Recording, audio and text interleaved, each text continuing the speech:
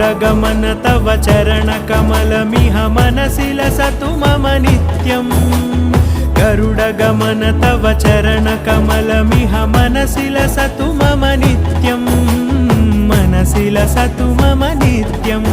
मम तापमपाकुरु देवा मम पापमपाकुरु देवा मम तापमपाकुरु देवा मम पापमपाकुरु देवा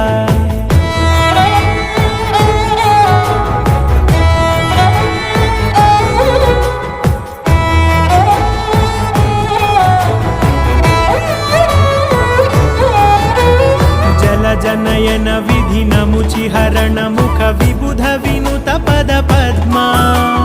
जल जनयन विधि नमुचिहरण मुख विबुध विनुत पद पद्मा विबुध विनुत पद पद्मा।